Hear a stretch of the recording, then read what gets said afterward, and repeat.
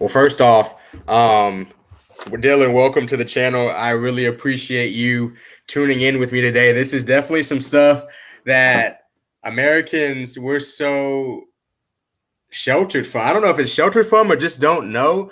But from our first conversation, it was just crazy to me that in the UK, in Europe, y'all are starting to get American football in general. So Dylan, if you will, just please give a little bit of kind of your background and sports, and then your background in cannabis, and then we can kind of get into a conversation. Yeah.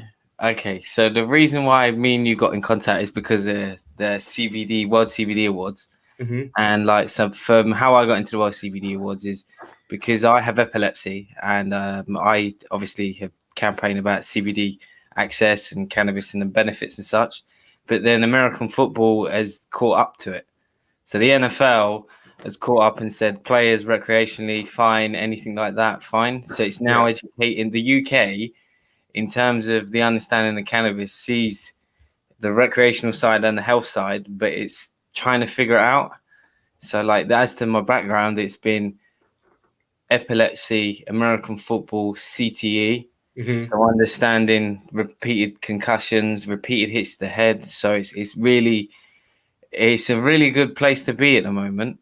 And it's good to speak to people like yourself because of Delta 8.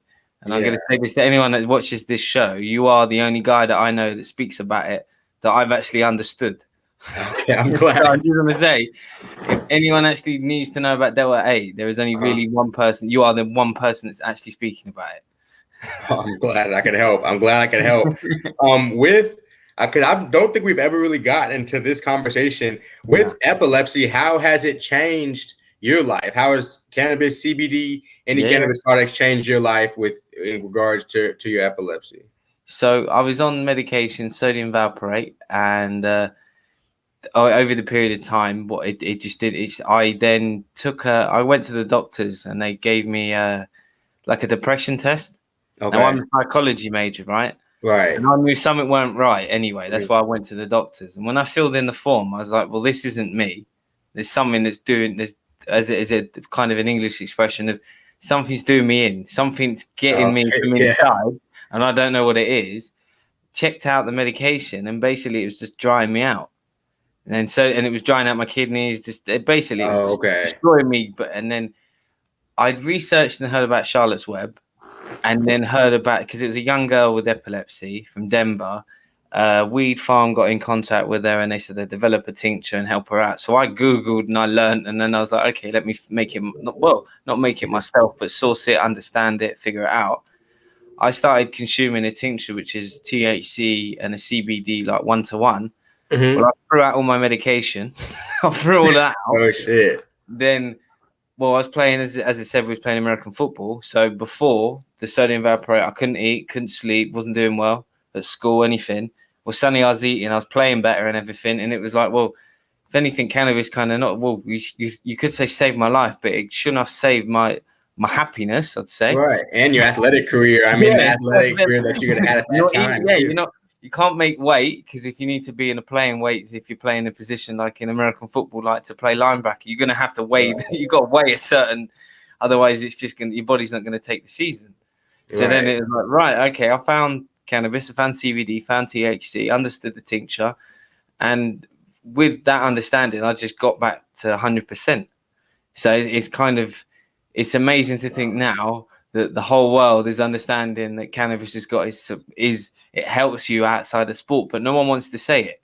Everyone wants to say to a CBD company. No one wants to actually admit, do you use cannabis? And actually say, oh, so you're a cannabis company. No, we're not. We're a CBD company. It's like, well, no, you're not. You don't really want to come out and say, but it's like, Grant, you don't understand how like so not open it is in the UK in terms of talking about it compared to America.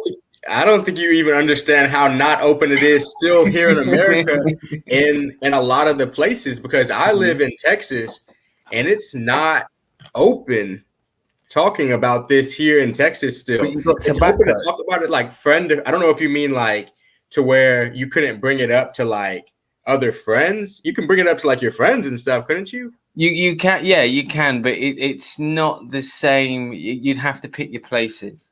So like in the UK, Like if you go to like in America, you just go to California, no one cares. You Right. go to Denver, no one cares. You go to Las Right. Vegas, no one cares. In the UK, you'll find someone that cares about it anywhere. So as in like if a guy, so for instance, someone had cerebral palsy or someone had a condition and the only way they could get better would be to consume cannabis. There's probably a neighbor in the neighborhood that will phone up the police and say someone's consuming cannabis. Like no matter what. So then you got it even. So then even more, Grant, is you got athletes that have come from America that have only ever used cannabis, never used NyQuil, never used Vicodin, never used any sort of pain medication, playing in Germany, can't get hold of cannabis because it's essentially illegal. Yeah. So it is. Do you understand what I mean? Like you got Central Europe. And I feel like it's, I don't know if it's probably harder to get to because of the fact that we have certain areas that are legal.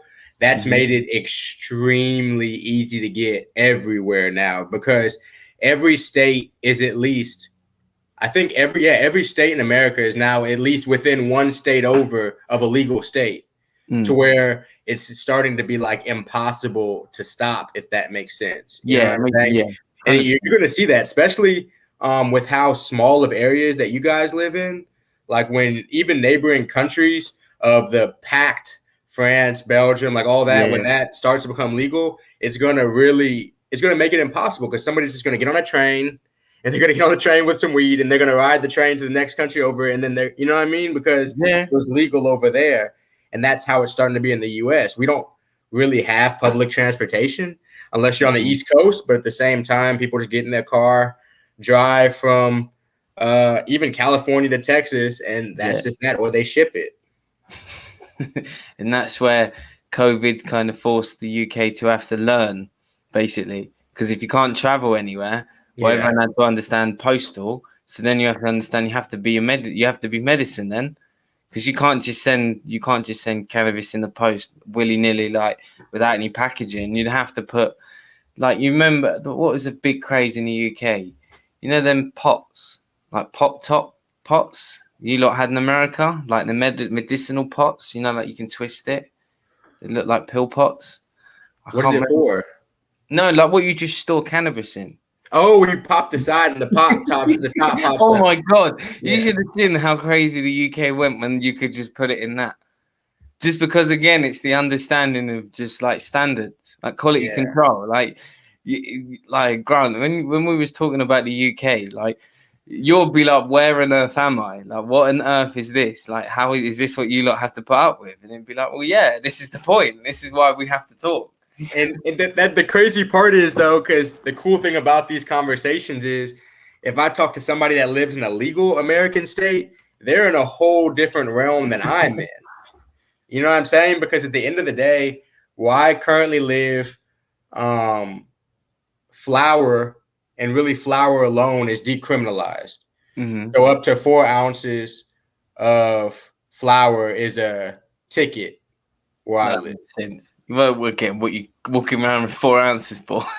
Yeah, exactly. Like if you have more than 4 ounces, like in your car at one time, more than likely you are selling it. But regardless, that's how it is here. But when I say that's how it is here, that's you understand. Like y'all have a county system. Yeah, y'all don't have a county. Do you have a county system? We have counties.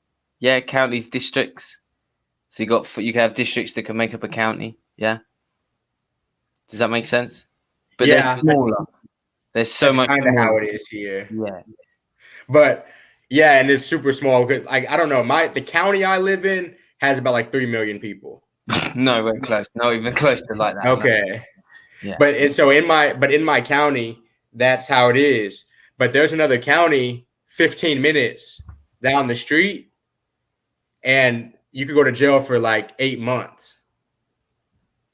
So, and when I'm talking about a 15-minute difference, so at least in the UK, it's kind of like, all right, the whole thing is like dangerous. I don't know. Here, it's like if you just go to a McDonald's 10 minutes that way. I get it. Yeah. It's just like, what the hell? It's like you don't know where you're at. You end up in a jail in another county, and it's just like, okay. But that's just So I agree with you. We're definitely past where you guys were at, and just in terms of availability, but in confusion of laws, Yeah, we're at an all-time high because we have yeah. no idea what's There's no going on. difference with that at all. There's no difference to that at all. Yeah, that's insane. Okay, so we've kind of talked about where you started at and how you got into that. Where are you currently now in the game of American football? What are you?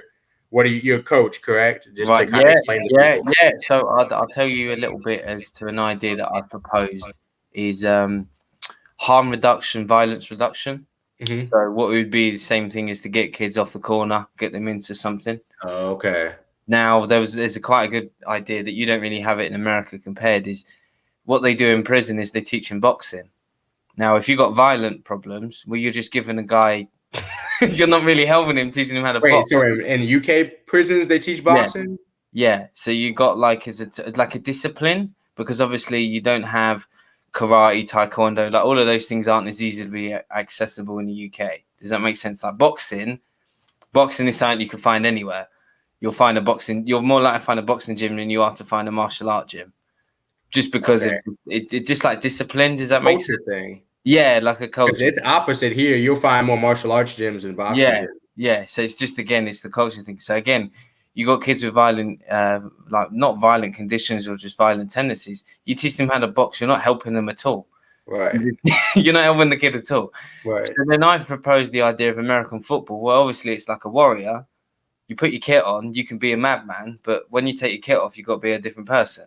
Right. So that's now become the point of and there's still discipline within the game of there's still rules, but actually very, very strict rules in the game. Mm-hmm. Yeah. But then what you're helping more at with American football again is the learning. So you got to learn one thing, two thing, three thing. You got to learn when to move. If this happens, that happens. Yeah. You're forcing like people that have no attention span to basically have to channel it.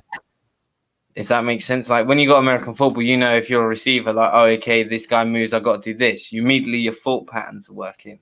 That makes sense. Yeah.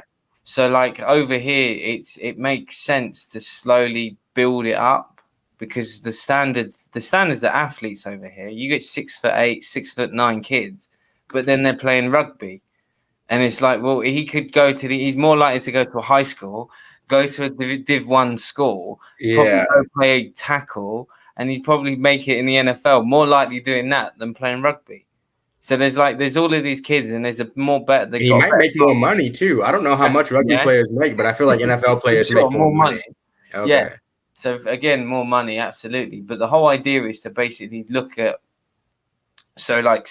all the money that you gained from cannabis. So if you got like seizures, you got all of these things for illicit things that aren't taxed. Well, again, you put that into a research plan that basically helps American football. What do I mean by that is, well, cannabis is said everywhere to help like impact injury. The NFL, the leading sport that's worth the most amount of money, said do what you want with it. It almost makes sense. Like if you're gonna take money from an illicit market, pump it into a sport that's just gonna keeping people like if it wasn't legal now and in 4 years it was, everything is gonna make sense with this system. Do you understand what I mean? Like one more time. Right. Okay. So if you're trying to bring awareness to cannabis of what its benefits of what it is. Right. You have to understand CBD before you understand THC. It's like Diet Coke and then Coca-Cola. Yeah. You got to understand the first bit before the second bit. Right. And then by the time you go to then consume THC, what you 18, 19, 20. So again, if you've learned everything about. Yeah, it's been like progressive, like you've progressed through the steps type. Yeah. Not you're 14, 15, some person you know gave you some cannabis and you've consumed it and you're hooked, and then you realize, hang on, I shouldn't even be touching this. Right. It's the same because it's the same understanding if you got it with Class A's. You got in Amsterdam where they test tablets, they test everything. So are you going to take ecstasy? Okay, can we test your tablets? Okay, they're fine. They just let you go on. Because they have a standard that keeps it safe, essentially. Yeah.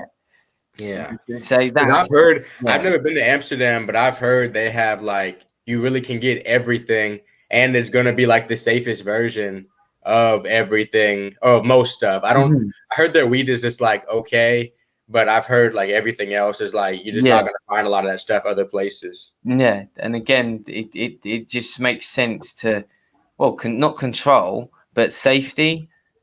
When you tell someone like a paracetamol, like any tablet medically, careful, Yeah. this one can get you. Well, it's the same thing if someone gave you an edible, careful. Right. Like, same thing, because like Right. that's the problem again where people don't get it. They have one time, they have one edible, it was full of sativa, they've never had it before. And it's They're messing them freaking up. out. Yeah, they're all messed Yeah. up because they don't even understand what they're doing. And again, where's it all come down to? Education. Yeah. Again, if all the kids that get into it and go left when they could go right is at around 14, 15, well, Right. help them understand that this is how it And helps. it's like anything else too. It's just when you know more about it, Mhm. anything like you're talking about with education, but even the availability of trial and error. So when you go to a dispensary, nothing there will really hurt you as an adult. Like here, it's Yeah. 21 and up. So 18 with a medical license, but 21 and up for an adult, nothing there, even if taken in a decently large amount at the end of the day, will really hurt you because it's standard. But like if you're on the streets anyway, and just so having that availability of Mhm. safe products, just like our grocery stores, most stuff is FDA approved or whatever. And not that that means it's Yeah. safe even necessarily, but still there's some standard the way you know, like this meat at least isn't You just said random. something that's really important is that if you went to a dispensary, so they are medically clearing that you're okay to have it, right? And someone's taking like 15 packs of gummies. You're and saying here? No, I'm just saying to what you're saying about dispensaries as a system, If right? it's medical. Yeah, no, but just you'll Right. hear me out. As in, someone takes a massive order Right. and they leave. Well, the dispensary knows that something might happen to this guy because Right. yeah. So what would most there would be someone with a conscience. How you doing? You okay? Yeah. Why? Because again, it makes more sense to check on the person because I Definitely. knew you took a lot. Like Yeah. it's the same thing like with alcohol, but I think with just the idea of a dispensary that it's safe, but you know, if one guy comes in and said, "Yeah, I want 4 bottles of vodka," well, you know he's going to go have a night on the town. Right. Does that make sense? No, yeah. You're making it so safe that you could just say, "No, you can't. You can only come and get 2 packets." Yeah. And that's how it is. Yeah, here that's how it is. Because with alcohol, obviously you can buy unlimited here in the US, but most dispensaries you can't buy. You definitely can't buy unlimited stuff. And that's mostly for resale though. That's mostly so you can't buy it and resell it. But still that does keep the consumer somewhat safe to where like, all right, even if you eat this whole pack of edibles, like you should be okay. Like you should survive. Yeah, You're gonna survive. And then what you say about Delta 8 and then what you say about the shelf life on how it hits you and all of this. Grant, this is the point, isn't it? Yeah. You can say to him, you can have as many shots of this as you want, but it's going to wear off in 20 minutes. Right. It's like having an alcoholic in a bar and he just stays there all day. He's not going to go any worse than that. So just let him be. Do you know what I mean? So again, it's education. Because you're educating the person, you sure you want to do this? I got you. Why? And then they're, oh, okay, I understand. Do you see what I mean? Immediately because they have to ask you for it, and you can say yes or no. And a lot of times, and what I've seen a lot of also recently, just because in the US, comfortability, especially in our baby boomer age group or demographic, has just now gotten kind of over the hill a little bit to where they're starting to be open to it because it's now on their news channels. It's been on Twitter and all this shit that we look at for the last 10 years. Yeah. And now that it's finally on in America, like CNBC, CNN, Fox News, those type of news stories are rolling out. Now they're like, oh, maybe it is okay, And because of that, they're starting to, and the CBD shops, like you're saying, with there being in Texas, there's a CBD shop on every corner. So because of that, people see it and they're like, wait, if it's everywhere, it can't be that bad. You know what I mean? It must be legal because there's one on every single corner. At first, people were like, is this legal? and then another one popped up, and then another one popped up, and then they're like, oh, it must be legal. And then eventually people started going inside. You can buy it online. People are really comfortable that way because they don't have to. A lot of people are embarrassed to show their face in a weed shop, or something like that. Like they don't want to be seen as getting high. Mm-hmm. So just breaking that stigma here in the U.S., especially with the older demographic. But it's really through stuff like this, through YouTube stuff, and through just having it everywhere. Once it's everywhere, it just can't be fought. You're like, and then that old person, they feel something like pain in their shoulder, and then they're just like, maybe this medication isn't working. Maybe I should try something different, And then that's just kind of how the cycle begins. Yeah. I have a lot of family members. I'm like, try this, and then they try it and they like it, and then maybe it's not that bad. Maybe I should try a Delta 8 edible. Maybe I should try, just all this different type of stuff. It just takes time to make people comfortable. Yeah. This is the thing with the questions to ask for sport in the UK is if for yourself, right, if you play the game and you had a bang shoulder, would you have just gone into a dispensary and said, hey, can I have this? Because I've got this. And they'd just give it to you like that. I'm obviously there's a bit more to it. So like you come in with a bad shoulder and say, hey, can I just get some like flour just to help me sleep because my shoulder's hurting? Would they just literally just go through a system, write a script, sign it, and then you just get it and then leave? In Texas? Or just in the US is what I mean. Like just in general. CBD? Yeah. Oh no. I don't think you're overestimating how hard it is. Okay. There's nothing. It's literally like, no, I'm serious. It's literally like going to CVS and buying Skittles. Yeah. Like legitimate, it's like going to a corner store and buying some Skittles. Like there's no difference. At our gas stations, it's there. Like at a gas station, it's just there all around the register. Delta 8, CBD. So no, there's no prescription at all. See, that's the crazy thing. And technically here in the US, we don't have any prescriptions anywhere. All we have is doctor recommendations. And so they've created a way where you have to pay a doctor to recommend weed to you. And then you take that recommendation to the dispensary. The dispensary logs you into their system. And now you're a recommended patient in that dispensary. But we don't have prescription like Xanax or Adderall or any of that type of stuff. It's not any type of no. That's helped me understand because that was kind of what it felt like. That was what it would be. Because then it's like if you're in the UK and it's like, well, if I come to America, I've got to sit there and talk to someone and someone's going to have to give me a right prescription to go get some. But then what you're explaining it to me is like, well, you just need to get more of the UK government. Look at this system. You could go into a shop. You could get this. Come home. Look what the person does. Is it hurting him? No. Is he better? Okay, cool. Figure out a way to get this over the line. Yeah. It's like, do you know what I mean? Like because you're so much ahead is like.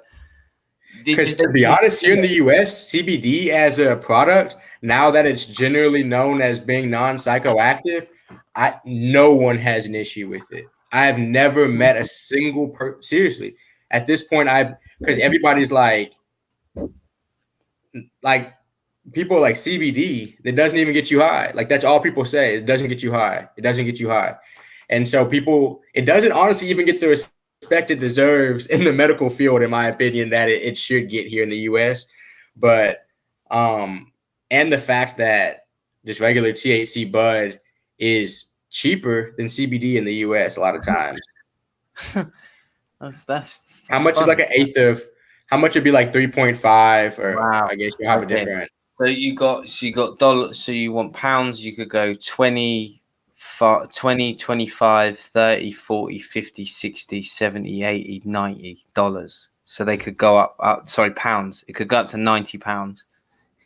It could go for how much? An eighth. It could go for 50 pounds for an eighth. So that you're probably saying about $75, $90 you could get. It's crazy over here.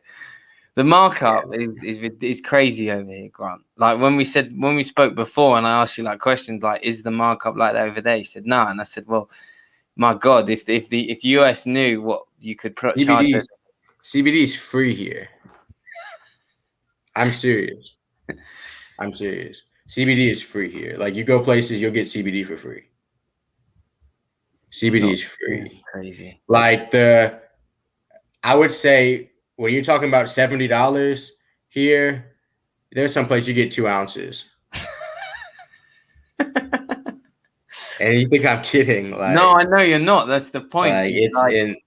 no Yeah. wonder why this is going to take so long. It makes so much sense that it's going to take so long if you're telling me that you get 2 ounces for 70 quid. And then it's like, you tell the guy that's been doing that every day, spending $10 for like 1 gram every day for the last 20 years, and you tell him for 70 quid you could get 2 ounces. Yeah. The profit Because regular like THC weed here is probably like on the street is like $8 a gram. So like like 35 an eighth, like 35 an eighth, 35 to 40 an eighth is like, and then 50 is what people would probably consider like higher quality, I guess. But it kind of just depends on where you're at.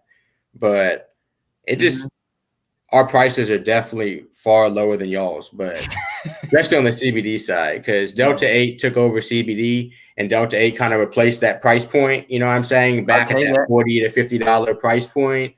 And that just seems to be what happens with these cannabis. But like I went out to like Oklahoma when I did that show out in Oklahoma, and they would have like top shelf eighths out there for like $25, $30.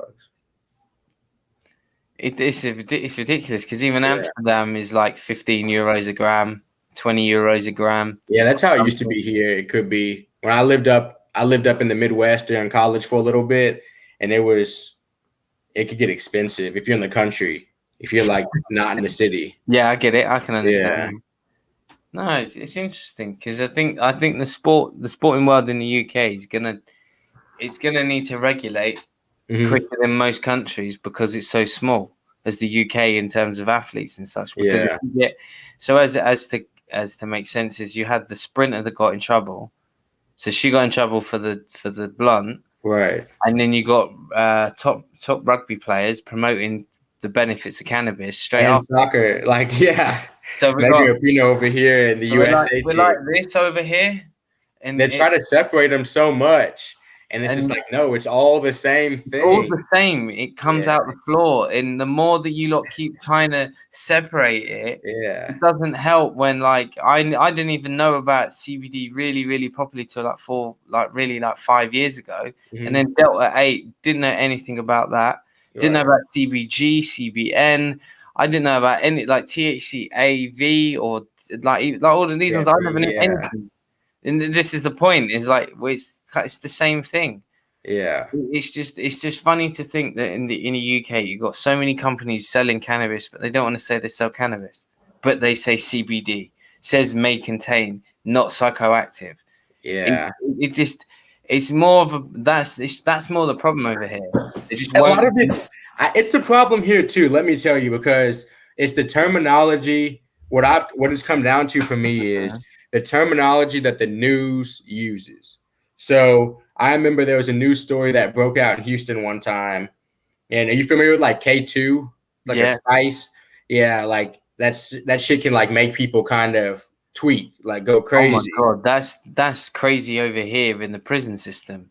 Yeah, exactly. Like, cause you can make it out of anything, and so, but that had a craze here for a second too, but the news was calling it Kush. Right. So like people's parents, like my parents, call me and they're like, "You're not smoking this Kush stuff, are you?" And I'm in college, like, of course I am. You know what I'm saying? But like my definition of Kush and their definition of Kush were two completely different things. I'm thinking K2 spice Kush, and we're calling good weed Kush. Yeah. So with that being said, that terminology got all messed up, and it sucks because now your parents think you're doing like crazy ass drugs, and that's just where they get their news from, you know? So, and I think that happens a lot of times is the terminology is just so people don't realize cannabis is all of it. Like cannabis is the overarching like umbrella, and then everything else is segmented beneath that. But these shops are so scared to admit that because they don't want to get locked down. They don't want to But get they're not raided. going to if because they don't understand. If they just admit it, more people are just going to openly use it because Mhm. you're saying you are it, and it's like, well, I can go in there and it's okay. Like, all right, Yeah. cool. And then again, what they don't understand is if they just did that, their profits go up. How Yeah. many do y'all have? How many shops? So from A where lot? you got like 4 or 5 in probably where I'm at. There's about 3 or 4, but they're in vape shops, if that makes sense. They're more Yeah, that like makes sense. Yeah. they're more in the vape shops. You haven't Yeah. really got the like dispensary type CBD flower shops. You don't really have a lot of them. There'd be like one that's like 40 miles up there, one that's 200 miles this way. Like Okay. not the same, but you can find like CBD store bought distillate like crap in like every shop, but it's not even close to being the same quality as what you're telling me that you can find it anywhere. Does that make I sense? would want to see. I would be interested to see what you guys have. If I get over there one day, Oh my I'm god, just curious because I'd be interested to see what you guys have because I bro, want to compare it to something that you yeah. can find in the US. Oh my god, this is why I said to you like this would be the most exciting thing because I'd be like, let me give you what is normal, and I know Yeah, you're because I going to want to reject see it it. because I know you'll reject it, and it's like this is the point. Yeah. This is the point. It's like this is why America won't come over here because it's looking at it and go, this is what you're trying to give us, and then it's like, and then like for instance, you had what's his name, Burner. Yeah. Burner did a good move. He did a album with a guy called Tunde, and they were talking about shipping pounds Hmm. over and stuff. And then this guy is talking about all of the cookie strains, and everyone's like, "What is this? No one's Yeah. ever seen it before." All because this guy decided, let's do a mixtape. It's like what? And then that's how these things change over here so quickly, like Yeah. overnight. That's the thing. Is like if you was to ask me, like, I need this, it's like I could. You need to. It'd be I like, know there's people shipping pounds yeah, over to the UK from the US. There and- have to be. yeah. It's like the standard is like it's so varied all around the whole like UK. It really depends on like up and down time and flow. Like Mhm. really, but then if you was to say, what would you want? If you gave me a list, I could source it. Like when I say source it, you could find all these things, but then it's like the time and effort it takes to find that, and that's like that could be your prescription compared to going to America and like you to do the same thing for me and say, hey, for my epilepsy, can I get some of something that's either Skittles terp or an OG Kush terp? You could just go, yeah, there's 15 places you want to go. Where do you want to go? Do you understand what I mean? Like Yeah. that, and Yeah. then, and again, that's the issue. Is like I could just say for medical reasons, I need this just to help me out. I don't care if it's a gummy, I don't care if it's whatever Mhm. oil, whatever. I'll be fine. And I'd be more comfortable. Like, yeah, this is better than half the stuff I've had to either find or source and to understand. Because this is just the fascinating thing with the difference in literature, difference in availability. Yeah. It's like it's almost like a shame to think if you come over here and be like, and you're like, this is what it is. You'd be like, wow. And I go over to you and be like, this is why would I want to go back? This is the thing. That's crazy to think because it's so. People in Texas would say it's so bad here. Because like CBD, like people like Delta 8, stuff like that. People want Delta 9 THC, and that's really it. You know what I'm saying? That's what it is at this point. And with that being the case, everything else is like everybody's always just searching for something to replace Delta 9. Like, all right, is this going to be the product to replace Delta 9? Is it, you know what I'm saying? When Delta 9 is just Delta 9, like that's that cannabinoid. But I do, and a big part of my channel is urging people to try different things because you might find a better alternative. You might find a cheaper alternative. You might find the alternative that can be shipped to your home versus having to go out and like go on vacation to get it. Like there's all these different options out there now, especially opening up to us in the US. So that's kind of like a big mission on my channel is just like opening people's eyes up to that, regardless of what's like right for me or what's right for Sure, I understand. anybody else. It's again, it's access. It's just explaining to people access and let them make their own decisions. Mhm. And that's that. And let's be real, we know that's what humans do anyway. So it doesn't matter. Like, as long as they're going to make it as good decision or a bad decision based on what they want to do anyway, as long as Right. do you know what I mean? Like, Yeah, no, I know what you mean for sure. it's just to think, like, for you, like, what do you like? Because this is the interesting part of why do you like, what terpene do you like, and then it's then the understanding of why do you like that, because that would be something that we could even make over here in the UK, or we don't, or we know, but then we're like, oh, we don't even look at it like that. Do you understand what I mean? Like, I get it. I for sure get it, because it becomes about more than just, hey, do you have some weed or something like that, or do you want to smoke some weed or something like that. It becomes what is actually helping me, and how can I, one, replicate it, keep getting it for a reasonable price, and not be forced to try all this different shit, or like kind of take a shot in the dark and waste money, one, and have negative reactions, because there's some like things in cannabis that you just shouldn't be consuming for certain people, like certain sativas, indicas that don't work with them. But even here in Texas, like, you're just guessing so often, and it sucks. I was talking to my friend yesterday. I was like, the worst part about finding like good weed here in Houston or something like that is that you can't find it again. Like, that, like, this is going to be the last time I'm going to get this for until I see it again somewhere randomly or something like that. And that's the thing that is, it's like that over here. 100%. Like, you get those chats of, oh, do you remember when they had this? Yo, I ain't seen that come back around in months, or I ain't seen this in ages. That's definitely over here. But again, the scarcity is even like, because again, you got dispensaries. It could run out for where you are in one state, 15-minute drive. You could go find a whole new state and be able to find it. Over here, someone only grew 20 plants. That's it. Because that was all. Look at the amount of time, money, and effort, electricity, all the stuff they have to cost in the UK. Do you know what I mean? It's like, and then, because even what's even more precious, it would be cuts. So cuts are more precious over here because you could replicate as many of them as much as possible. The what? A cut. So a cut is in a baby is in a. Oh, like the sprouts. Yeah. So like they're more important over here because you could cross it, you could try something, you could do this, you could do that. That's more use to you over here because you can keep it at all times. That if that makes sense. That's where it's still difficult, because if you did that, you can. Well, I've only got one room where I could do 20, so I can't make any more, guys. Like, once it's gone, and then you're gonna have to wait again.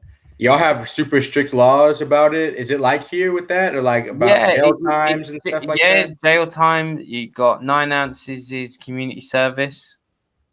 I think now that it's slowly changing in terms of understanding. I think what it is now is, if you're just a dumb guy with 100 ounces, or you've got a house and you've put 500 plants in it, well, what do you expect? It's really obvious over here in the UK. Right. I think now it's understanding. Like an eighth, well, you could have all of that in front of me and not die. Right. So what's the point? I take it away from you, find out it's medicine, find out you had cerebral palsy, find out you had MS. Different problem for the police. So you wouldn't, if you had an eighth, would you be arrested on the street in the UK? No, you wouldn't be arrested on the street with it if you had it in your bag. But if you was being like Cheech and Chong, of course, you would be. Do you understand what I mean? But like if you got stopped, or I don't know, like here in the US, it's a whole different thing. A lot more often. If you just got like stopped and searched, and I know y'all aren't in as much of a card dependent society, but still like pretty card dependent. But like if you just got stopped by a police officer in the UK and you had weed in your car, would he arrest you? Right. So you're going to they'd make you do a test. So they'd breathalyze you. You probably have to do a urine test. Breathalyze? Yeah. So then double check. They double check, because obviously if they saw your eyes, saw you with this, and they could say for drunk driving anyway. So they're just doing it for protocol. So it gives them. And y'all drink a lot, huh? Yeah. That's more the thing over here. So again, Yeah. so they were the first thing to do that. Then they take you out the car, see what it is. Okay, so we'll take you to the station. Probably give you 3 points, give you a fine. Like, What does 3 points mean? 3 points on your license, you get 12 points. You lose your license for a year. Oh shit. Okay. So then again, if you're in America, that system you would hate. That would not work, would it? If you was What that sounds way better than our system. I'm not gonna lie. okay, but yeah. Way better. So then you get your 3 points. You pay your fine. If you wanted to appeal it. Follow the system. Right then? No. It'd be over a period of time. So like So that day, what would happen to you? So you probably spend a night in the cell. You probably then they'd give you your paperwork. You'd be fined. You have to come back in a few days, pay the fine. Do you know what I mean? Like it'd be one of those things. Like you write. That sounds very similar to the U.S. Yeah. It just certain jail systems suck because you can't really necessarily get yourself out of hours. Like they make it tough to get out. Like there are some places you have to have like an adult with a job with cash to like get you out. You know what I mean? Like they have like it's not just like here's some money, can I leave type shit. But I don't know exactly how y'all that happens. That happens over here, but you never really hear about bail because most of the time the people that get arrested have done some stupid stuff. Like if that makes sense, you don't really hear bail a lot because half the time a guy that got arrested in a local town, well, what did he do? He assaulted a guy and it was caught on camera. Like, so y'all don't. So you're saying like people aren't just like going to jail all the time? No. Yeah, because that's like a U.S. thing. Yeah, like there's a lot more people. There's probably in the most obscure way. There's probably a lot more crime going on than in the UK than most people actually think.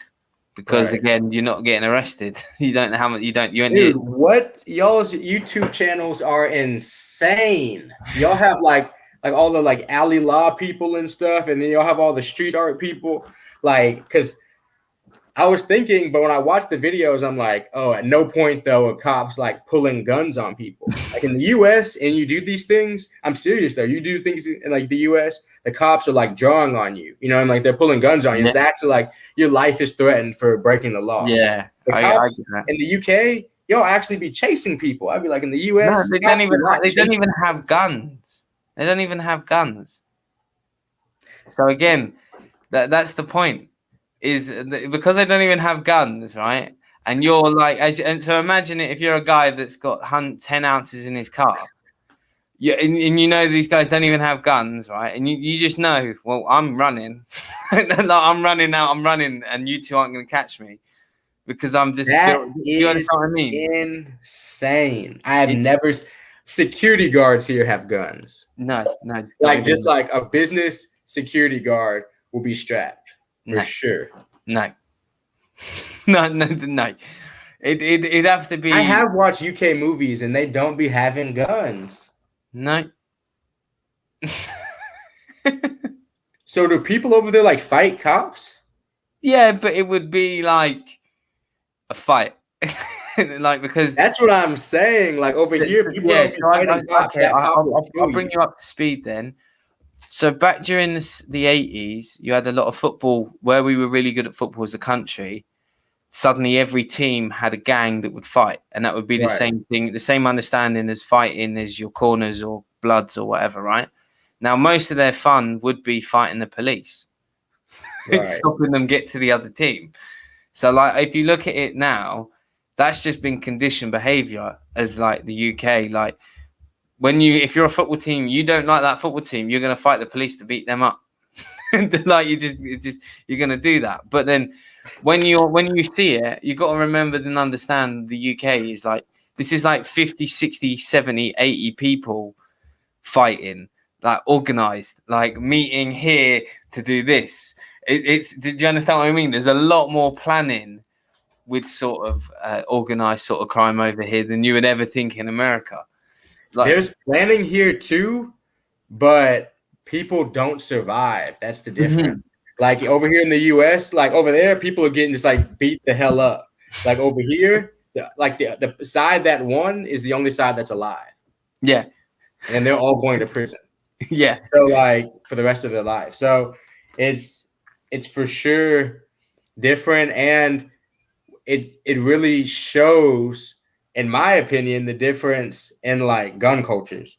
Yes. Because if y'all had access to them, people would get them and people would kill Oh each my other. god, It's just how it is. my god. If you could have normal people could have guns down here, no disrespect to the UK, but I think general like IQ of people that own a gun in America, Mhm. you know how that works. You know how that I honestly think y'all just drink more. yeah. To be honest, I think Oh drinking yeah. is more ingrained in y'all society, and having Absolutely. guns around alcohol is never good. No. But I think then Grant is to like if you went to a frat party and then you went to a normal party over here in the UK, you'd be like, okay, this is Project X. How did this get to that like that? That's the thing with the UK. You can have a party and like a university hall, tell 20 people, tell Snapchat, you got 600 people. Yeah, y'all are different though with that. Like it's like that. Like I know in America, like the Nelk lot, because I watch a lot of them because I think they're just crazy. The Nelk full Mhm. send guys. Steve will do it. Do you know? Do you watch these guys? Uh-uh. Oh my god! Right. So Steve, these guys are crazy. So they're like the frat culture, Okay. and they just basically go around. They made their own hard seltzer, and they're Mhm. promoting it everywhere. But when they go to a club, let's have 15 bottles of X, Y, and Z and just throw that everywhere. You I do got that you. in the UK, the club don't know what to do with you. Do we let them party still? Because we don't know how to control it. Like, do you understand what I mean? Like, it's Yeah. different. It's like when you get like rappers and they come to a club here. Yeah, can I get 15 bottles? What? Yeah, I want 50. They're like, no, this is I But want. also 15 bottles at a club by you very expensive. Oh my god, yeah. If you're Okay, talking in because London, here you're talking about like 400 or 500 a bottle. you could probably go to 1,000, 1,500 on Yeah, some depending on stuff. the club. Like Yeah, I guess yeah, yeah, depending on yeah. the level of the club. Again, Okay. again, the when like in America in those clubs, most people are doing that everywhere, so you don't get that much attention. Do you Right. know what I mean? But in the Yeah. UK, what guy's coming in here and have only been here once and bought 20 bottles? Yeah. Do you understand? It's more of an anomaly. I definitely do think we have more like, I mean, we just have with Hollywood and all that shit here, we just have a lot of superstar people like that. A lot of people that have money to just do that type of They stuff. just don't care. So Like, would you say, because I didn't, frat lifestyle, it wasn't really available to me really, but would you say, so were you saying that like it's crazy over there or crazy over yeah, here? What do you think? it's crazy over here. Real I frat would think culture so. at uni, at universities. Yeah. Like these things I'm saying, Nell can full send. If they actually understood how crazy like each town could do a frat, like how building a house and actually having it as a sports club and looking after like teams, like Mhm. that's the thing I understand and I think is lost in the UK that it needs to learn from America. Yeah, frat and drinking, but look at the genuine organization of the house, how they connect, how they stay in touch, how they talk. Yeah. That's lost over here, but then they act like that, they party like that, they just don't do the main core part of the fraternity. Okay. So it's I got like you. you just need to organize them all and be like, yeah, continue to be that, but just can you have a little bit more order and structure? Because at the moment I see. it's just 50 guys going out drinking, just destroying everything. Yeah. In America, like it's don't do that because you'll get kicked out of the frat. And no one wants to get kicked out of the frat. You It know just what I mean? depends Like, on where you go. I know what you mean, yeah. but I went to a crazy school also, dude. I'll tell you. So, and the shit I've seen, and not because I was in the frats partying You or just anything see like that, but I was an Uber driver when I was in college, and I would pick people up from these events, and the shit that I would see doing that stuff was insane, bro. Because also a lot of that stuff, to be real, here in our American like university system, is like I'm sure it is for y'all too. It's like an elitism thing a little bit too. For definitely depending on what fraternities and organizations. I know y'all have the same type of structure over there. So Yeah. with that being said, here it's very stratified by race though as well here because of how much Agreed. diversity. Yeah, I appreciate that even more. But that's something I don't think the UK understands it even not even close. Like we're not you have it. So again, if you had a American football team at a university, you'd have the same divide. As you're saying, you'd have the guys that the ballers that don't come to the frat parties. They don't do that. They just want to go to the club and go out. Right. Yeah. They don't want. I'm on the team. Yeah, cool. But I'm not doing that. Right. I'm not a part of that. Yeah. Then you've got your crazy, the crazy frat, like just take your clothes off, run around. Right. Yeah, you know. Yeah, you have that same thing, but there's just not the sort of umbrella isn't there. Like with as you said, as a kind of we keep touching on in America, like you have such a better umbrella of sport and connection and like groups. Yeah. Does that make sense? Like even as you're saying, like how much do you think that is driven by population? The fact that we just have so many people. Yeah, that, like you can do so many. Like there can be a lot of people doing a lot of different things. Like at our universities, there's 12 ongoing sports. Yeah, you know, to where, but there's enough people. Do you see what I'm saying? To be even field, like, because to even think about the fact that a college football team has 60 players and there's at least 1,500 colleges football programs, that's a lot of people to be fielding all those teams, you know? Yeah. Do you think that has any impact? Yeah, it has an impact, but I think a bigger impact is the fact that you build the facilities to make sure those people can even do the activity. Makes sense. Penn State, sorry, 102,000 people in the stadium. Right. Ann Arbor Stadium. Right. Do you understand what Death Valley? You don't have you got like the only thing that I'd say that I thought was closest was the Tottenham Stadium, because the NFL basically said the crowd isn't going to work, the acoustic ain't going to work if the seats aren't made like that. Yeah. And since they've done that, suddenly Tottenham Stadium's like atmosphere is the best in the country again, because American football's understanding of how you make that environment. Good atmosphere, yeah. Yeah. So that's again where it comes to the big issue is why we're never going to beat you. Yeah. We're never going to beat you a lot of the Olympics if we don't start building facilities that match the same as yours. Like even your high school. Like even look at high school. We're playing in front of like 10,000 person stadiums in high school. That's my point. Yeah. That's like why I was playing in like 10,000 person stadiums in high school, and like there'd be 10,000 people there. So then there's an argument there that even shows it as a comical point is, so you look at it for penalty shootouts in football. Well, most likely the Americans aren't going to miss the penalty because you're used to having 10,000 people scream at you, you're going to miss since you were 12. That makes sense, yeah. Over here, you don't get to see 60,000 people until you were 25 and you were bought for £50 million. Do you understand what I mean? Like, there's no... The little kids don't see... People aren't going to, like... Y'all don't have... I guess y'all's college sports system isn't set up the same way. Not even close. Like our college athletes are playing, like you said, in front of 100,000 people. Not even close. How like undervalued the college system could be to actually help the football. Like even just if you had all of the kids at like the top 10, like okay, yeah, we are probably good explanation. If you had the top 10 college soccer teams, and they then put their guys in a draft, and they went to one sports team, like one system, like a division, standard would just go through the roof. Because they got a free player who's worth this much. You've already studied, you already know he's good. And where's that copy from? American football. Yeah. You study the person over the period of years, you see how good they get, and you know what they're going to be. Right. Because like that's the issue again. You don't know if you're going to get a Jamarcus Russell in the UK. Right. You don't know what, because there's not enough content on the person throughout his entire career. Like you just had Sancho signed to Man United for £75 million. Yeah. But 2 years ago he'd gone for 150 million. Yeah. What's 150 million do to that team? Build a facility? Definitely. In America, we've already got the facility. What age would you say that, like, if somebody wanted to play American football in the UK, what age could they start at?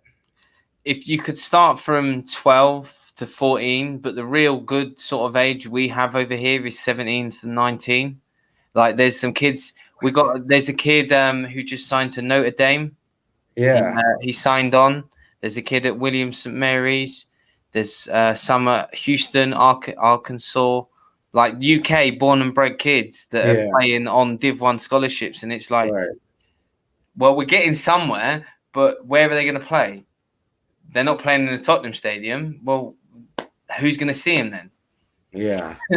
That's the thing with America. You've already made that. Yeah, it has to, because in America, like, a kid at 17 and 19 knows whether he's going to make it or not. It's kind of how soccer is for y'all. Yeah. You know, like your 17-year-old person that's playing British football or soccer or whatever, 17 and 19 knows if they're like pro level already. And in America, like football is the latest sport you could probably find out, though, whether you're able to, because of how big you have to get to play at the professional, even college level. But that's, yeah, if y'all got that. But at the same time, it's safer because, you know, we started like 7.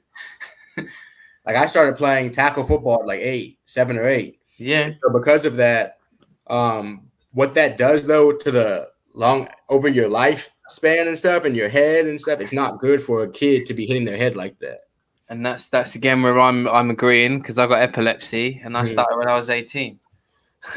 Yeah, exactly. And I know, because I broke 2 helmets of my own accord, like playing, just that thing's come off because I ran so hard into someone. It's like, well, what?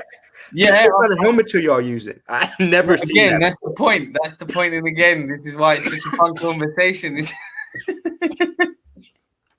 I've never seen that before. But then that's the thing is, like, that's the standard that we work with, and we just make it work. Nah, we gotta do some comparing, bro, because y'all gotta step some stuff up. No face mask can be broken on anybody. Yeah, I know, and that's my argument again. Is that I'm saying is like, well, even the healthcare in the NFL is just better. Even some of the stuff of how they're just trying to get under, like, just explain to the rest of the world of how they're trying to look after players. Like, you don't have it with the FA. So these guys have just finished the Euros. Yeah, your pre-season for the new year starts now. You've had 3 weeks, and then you got to play a 38-game season. Then you got to play Champions League. So you don't stop. Like in American football, they have a off season, and then again, it's okay for them because the players don't have a union, huh? No, not at all. Yeah, because unions are like an American thing. Yeah, like the players' union would never allow that shit. Because we've had strikes. Like our players were just not. Oh yeah, I've seen it. The players. The NHL has done it in my lifetime. I think the MLB has done it in my lifetime. No, MLB was like a little bit before I was born, and then the NFL has done it too. Like these guys will just be like, "We're not playing this shit." Yeah, and that's again where it's like, that's so important. That's so important that it's available, that a guy's allowed to have a choice. Because again, that's where it keeps coming down to in America, is you let the guys have a choice, which means the guys that say, I don't want to do it. Yeah. Okay, do you want to come back next week? Yes. He's going to flourish even more because you said to him he's respected. And over here, you got to keep going until it falls off. You just got.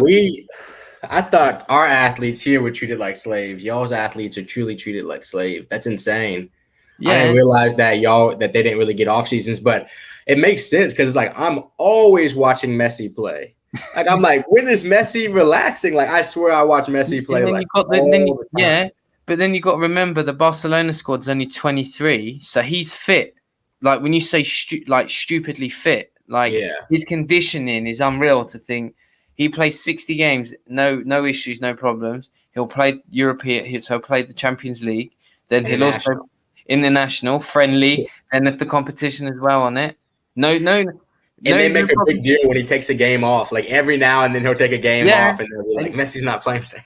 And then you have the opposite where you had it where Michael Jordan wasn't allowed a game off, and he would just play everything. Kobe Bryant, same thing. But then LeBron James gets told off for taking a game off, and it's like, can you appreciate and understand that guy's been doing this? He's 36, 37? He's been a pro for 18 years. He turned pro when he was 18. He's been playing since he was 6. Like he has, like if he doesn't want to bounce a ball, I'm not bouncing that ball. Yeah, because again the repetition with basketball compared is this. I'm sick. It's interesting talking honestly to people in the UK because y'all's lifestyle is so different than ours, but it's in some ways better, in some ways worse. Because there's some things about y'all's lifestyle that I like a lot more too. I feel like, but and there's some things that here I like more. It's just interesting. The countries can for sure learn from each other. Yeah, and, and this is again where asking like how we connected, and the first thing that we had a connection was American football. But then it's like when I said to you, if you found 5 guys that are just like Div 3, if they want to travel Europe, I get them a contract, I get them a pro. I said, I swear to God, I'll get you a semi-pro contact within 3 weeks. Like if you got any friends that want to, because it's the standards, it's not the highest, it's not the how many games in a season. You got like 8 to 10. Do you see what I mean? You have to go to school? Huh? You have to go to school? No, you don't. You wouldn't have to really be in school because, again, think about it. What you'd be doing, you'd be an athlete. So then you'd make sure your timetable's fitted around your season. And then you got 3 semesters, and how the season would be, you could spread everything out, and you'd essentially wouldn't really be doing work. I'm gonna have to go play football in the UK. I need a master's. I'll get a master's. Y'all have master's programs? Yeah, we got all of that over here, and this is as I said again, Grant. Like we have this conversation on this. You could basically start an academy right now of all of your friends that are like 21, 24. Yo, how you doing, guys? Do you want to come play? Do you want a masters? And do you want to play in Europe? Like you play for us. You play 1 season. Yeah, like where did you play? Oh, I played Div 2. Who was the best player you played against? Derek Henry. Oh, you're fine. You're not going to see nothing like that over here. You're not going to see nothing like that over here. So just go out. Like it's like in basketball, and you're playing against the team that are short, and you've got the guy that's 7'3". It's like, I'm not going to tell you anything. Like you just go be 7'3". Like, and it's the thing again. You'd know from just how many years of sport if a corner's off you here, like. If you don't come with this slant, what are we doing? If you don't do that's all I would do is want to play one-on-one and corner. I actually don't want to do anything else because that was just my specialty when I was last playing is for sure. I don't want to do anything else, to be honest with you. That would be it. And then I would play corner. I'll give it. This will probably be the last one to wrap up. Is Darius Robinson, he went to Clemson.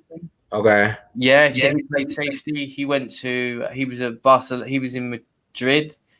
He come from Clemson, played semi-pro there. He was like, this isn't even like serious.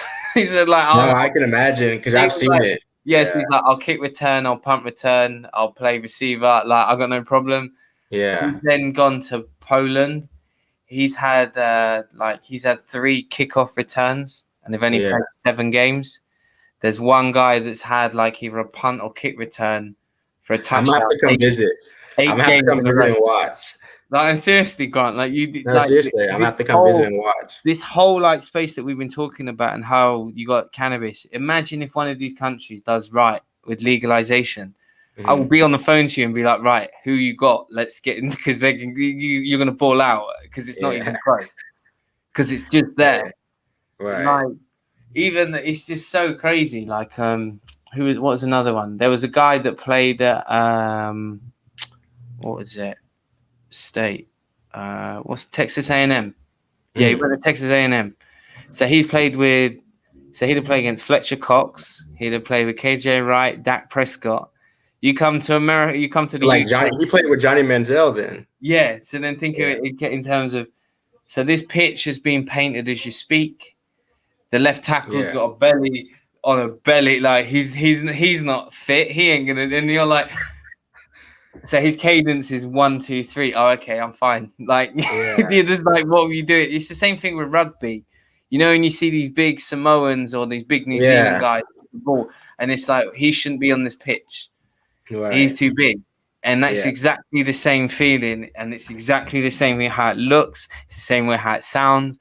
Like, because then again, the disrespect is you got some guy that probably could be a maths teacher or he works in a bank. He's playing American football to blow steam, and you got a guy who used to play NCAA football. Right. Like, get out of the way. Just stand out of the way. Like, that makes sense.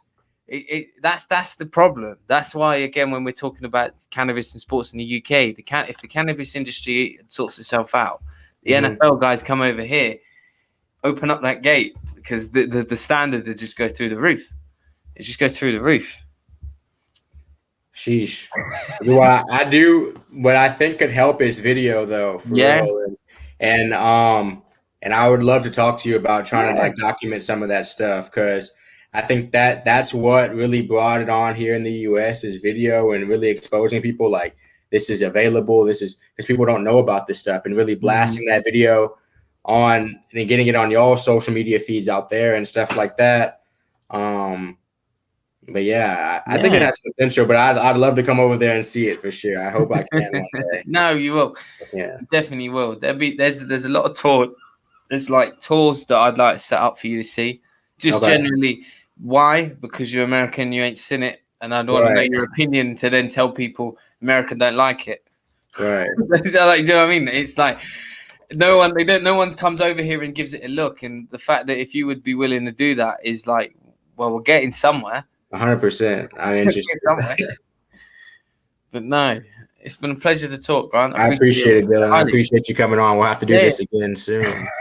No, we'll always keep talking, because it's just going to change. It's just going to change. I'm going to get off of live.